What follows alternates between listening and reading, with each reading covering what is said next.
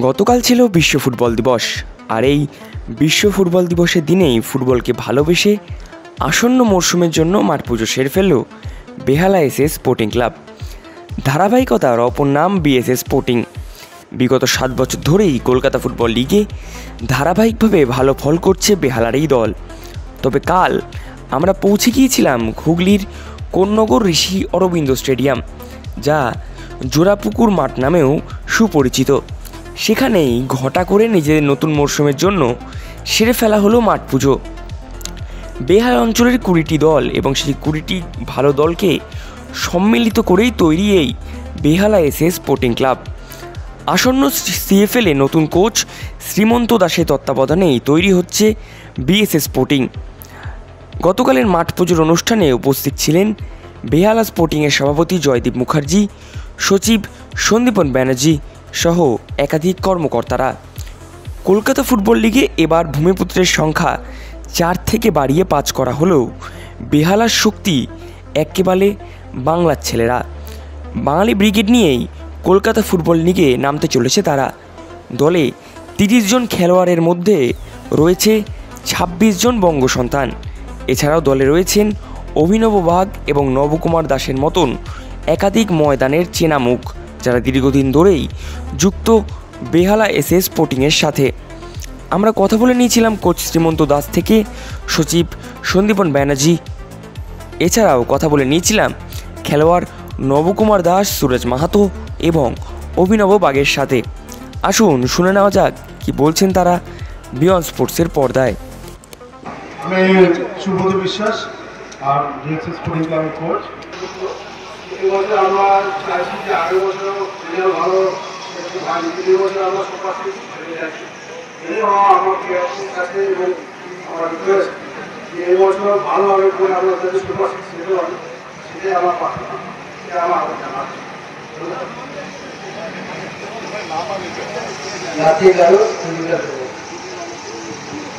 শ্রীমন্ত দাস, শান্তনু ভাস্কর,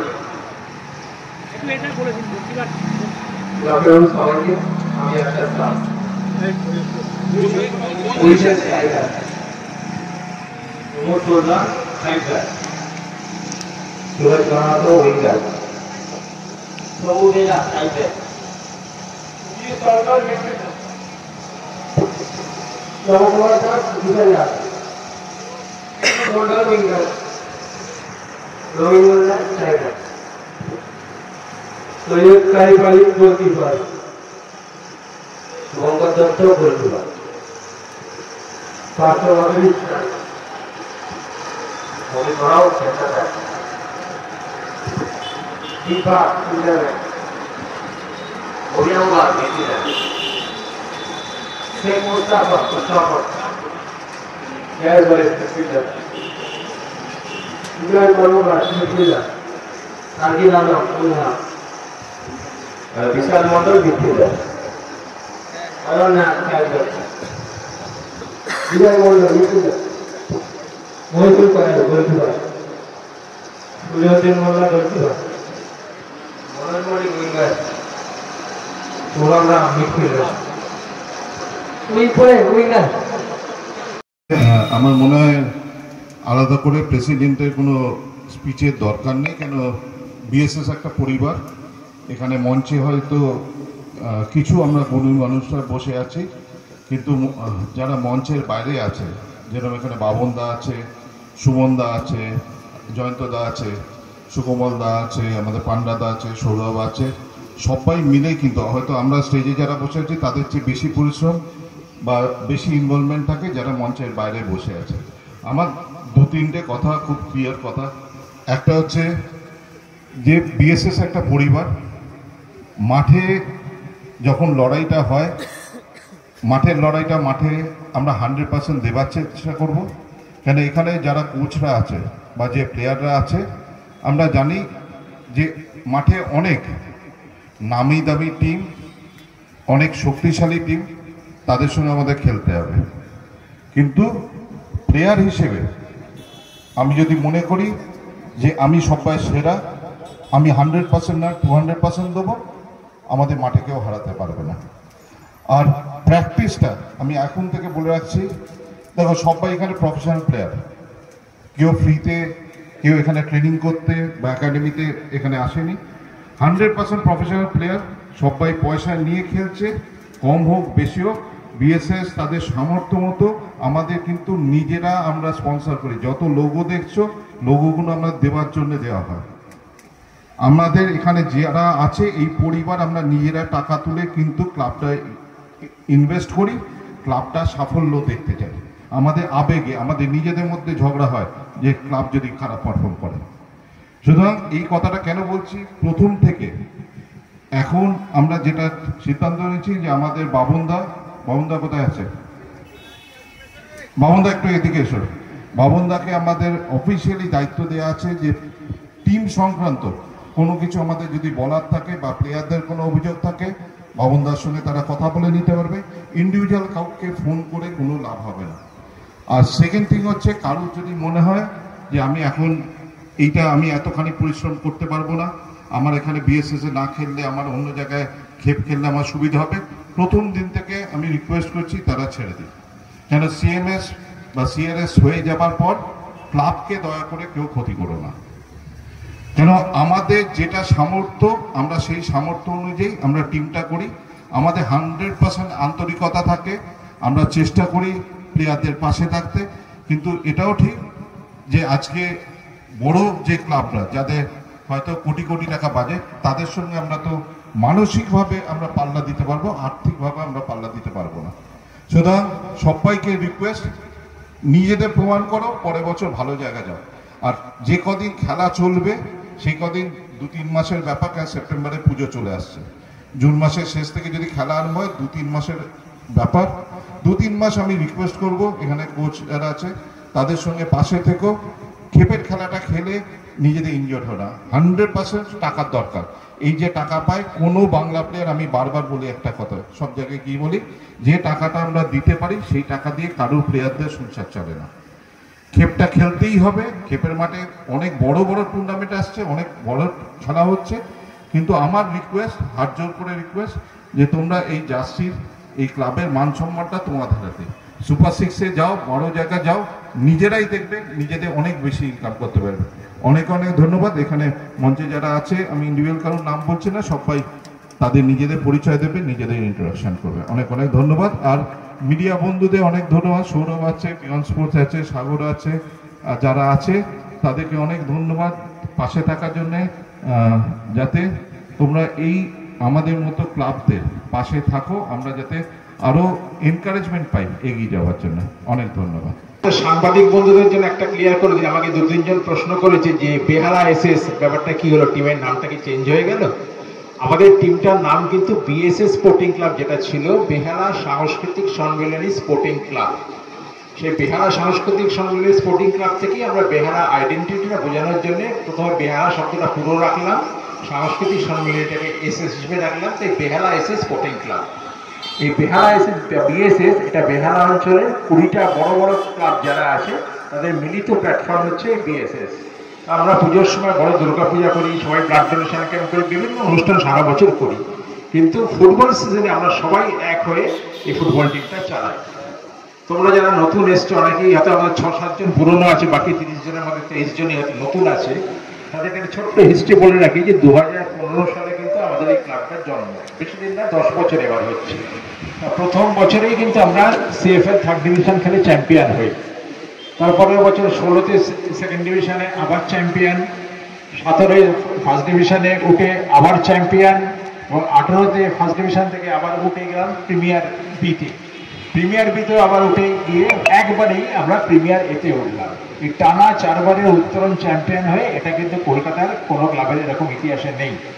অনেকে ডাইরেক্ট কোটায় ঢুকে যায়, কিন্তু নিচ থেকে খেলে এসে পরপর চ্যাম্পিয়নের প্রিমিয়ার খেলছি, এবং সেই যে 18-এ উঠেছি তারপর থেকে 25 অবধি টানা কিন্তু আমরা প্রিমিয়ারই খেলে যাচ্ছি। এটা তো তোমাদের নিজেদের মনে গর্বটা আনা উচিত, এমন একটা ক্লাবকে রিপ্রেজেন্ট করছো যারা কিন্তু কোনো রকম পেছন দিকে ফিরে তাকায় না, কোনো পয়েন্ট ছাড়াছাড়ি গোটা এইসবের মধ্যে কিন্তু আমাদের কোনোদিনই কোনো হয়নি।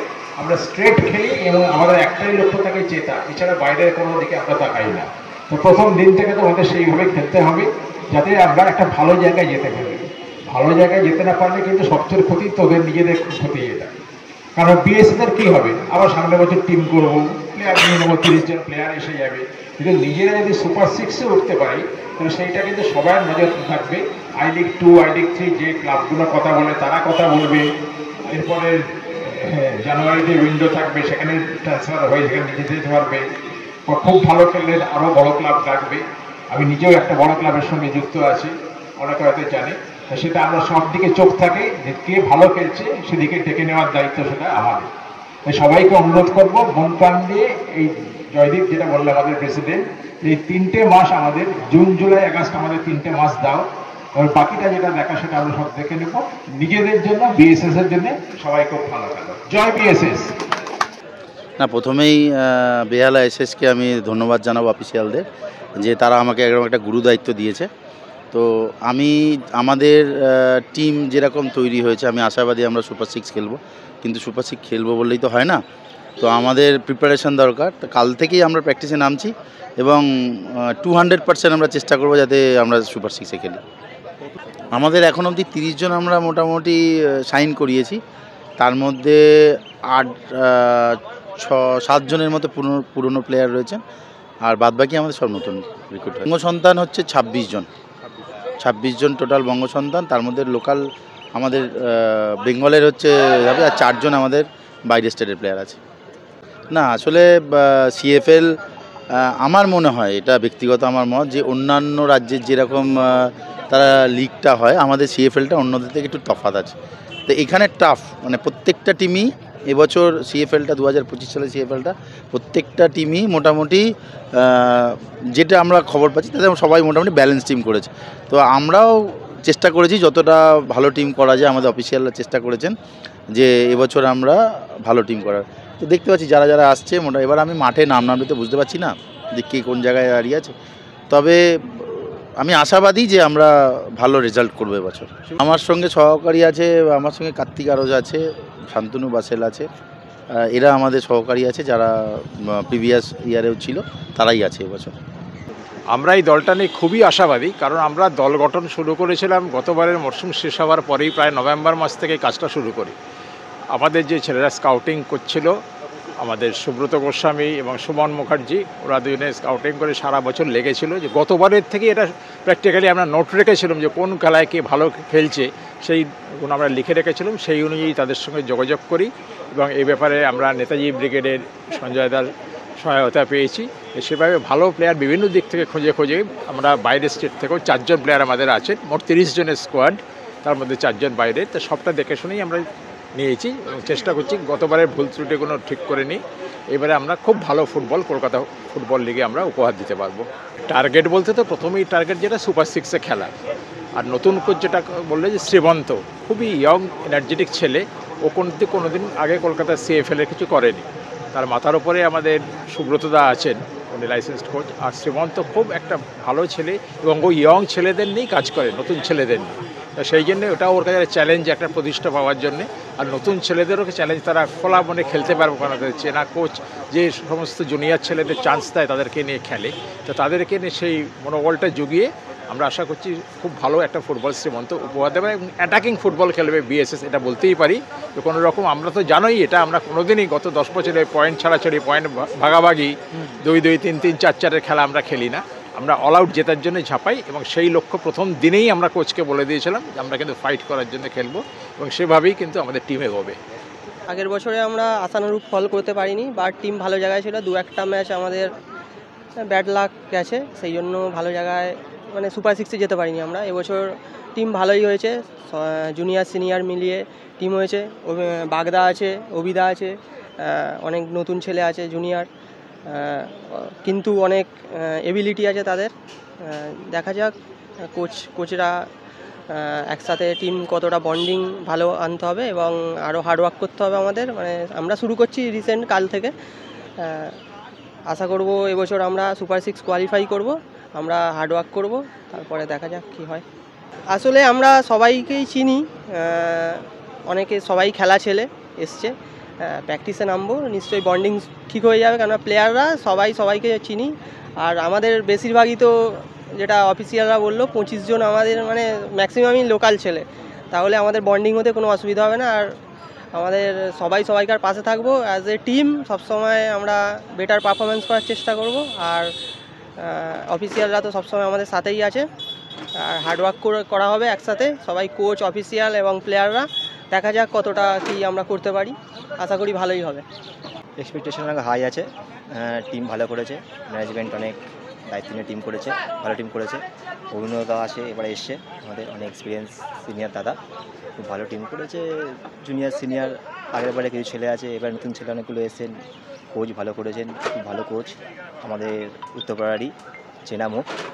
তো খুব আশাবাদী এবার টিমটাকে নিয়ে যে সুপার সিক্সে যাবো আমরা। পারফরমেন্স নিয়ে এক্সপেকটেশন ভালো আছে, এবার মাঠে নামলে বোঝা যাবে।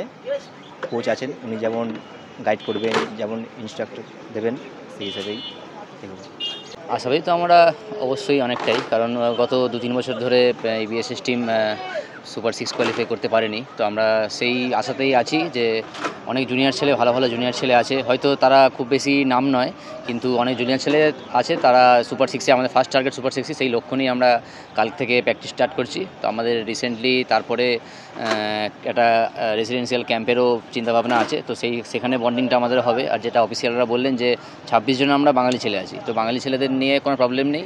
যারা বাইরে থেকে আসবে তারা প্রমাণ করার যে তারা আমাদের থেকে বেটার, নাহলে আমরা বাঙালি ছেলে নিজেরাই খেলতে পারবো। তো আইএফএ এটা খুবই ভালো পদক্ষেপ নিয়েছে যে এই 7-4 বা 5-6 এরকম ব্যাপারে অত আমাদের ওই কন্ট্রাক্টরিতে যাওয়ারই দরকার নেই। আমরা বাঙালি ছেলে, যারা বাইরে থেকে আসবে তারা প্রমাণ করবে যে তারা বাঙালিদের থেকে বেটার। তো আমরা আমাদের নিজেদের প্রতি কনফিডেন্ট যে আমরা নিজেরা সবাই খেলবো, এবং কোচরাও আশাবাদী।